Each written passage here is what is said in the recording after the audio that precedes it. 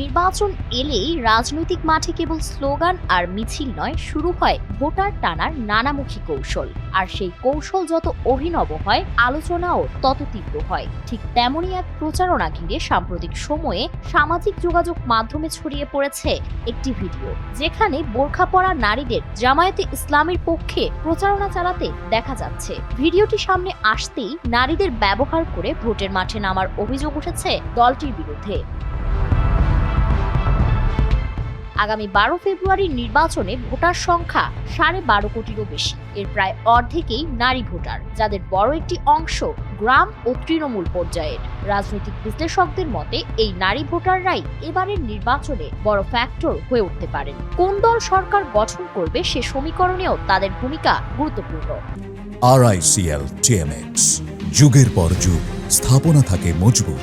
ফলে নারী ভোটারদের কাছে পৌঁছাতে মরিয়া হয়ে উঠেছে বড় রাজনৈতিক দলগুলো। এই প্রতিযোগিতায় পিছিয়ে নেই বিএনপি ও জামায়াতে ইসলামী। দুই দলই ভিন্ন ভিন্ন কৌশলে নারীদের মন জয় করার চেষ্টা চালাচ্ছে। জামায়াতের বিরুদ্ধে অভিযোগ রয়েছে, নির্বাচনী প্রচারণা শুরুর অনেক আগেই ধর্মীয় আলোচনা বা তালিমের নামে নারীদের জমায়েত করা হচ্ছিল। সেই সব আয়োজনে রাজনৈতিক বার্তা দেওয়ার পাশাপাশি ব্যক্তিগত তথ্য সংগ্রহের অভিযোগও রয়েছে, যদিও জামায়াত এই অভিযোগ অস্বীকার করে আসছে। বিবিসি বাংলার এক প্রতিবেদনে বলা হয়েছে, জামায়াতে ইসলামের নারী কর্মীরা সাধারণত দুপুরের সময়টিকেই প্রচারণার জন্য বেছে নিয়েছেন, কারণ এই সময়টায় গৃহস্থালী কাজ শেষে নারীরা কিছুটা অবসর পান। স্থানীয় পর্যায়ে কর্মরত এক নারী নেত্রী স্বীকার করেছেন, আগে ধর্মীয় তালিম হলেও নির্বাচনী প্রচারণা শুরু হওয়ার পর উপরের নির্দেশে তা বন্ধ করা হয়েছে। তিনি বলেন, এখন আর তালিম নয়, নারী কর্মীরা সরাসরি প্রচারণায় নামছেন। একই সঙ্গে তিনি বলেন, অনেক নারীকে আখিরাতের লাভের কথা বলে প্রচারণায় যুক্ত করা হচ্ছে।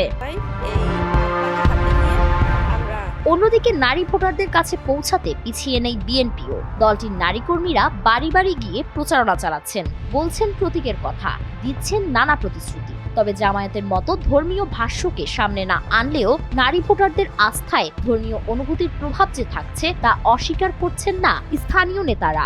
বিএনপির তৃণমূল পর্যায়ের কয়েকজন নেতা প্রকাশ্যেই বলেছেন, সংসারে যেহেতু পুরুষই সিদ্ধান্ত নেন, তাই স্বামী যে দলকে ভোট দেবেন স্ত্রীরও তার বাইরে যাওয়ার সুযোগ নেই। তাই স্ত্রীর ভোট স্বাভাবিকভাবেই বিএনপির ঝুলিতে যাবে।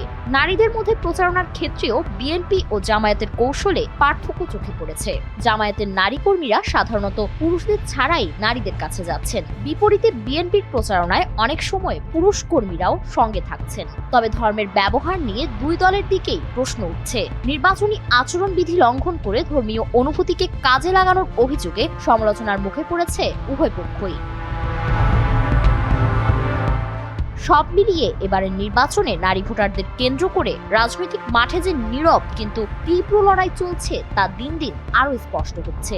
দুই দলের এই প্রতিযোগিতা শেষ পর্যন্ত নির্বাচনের ফলাফলে কতটা প্রভাব ফেলবে সেই প্রশ্নই এখন সবচেয়ে বড় আলোচনার বিষয়। ফারিন রহমান কৃতি, NPB।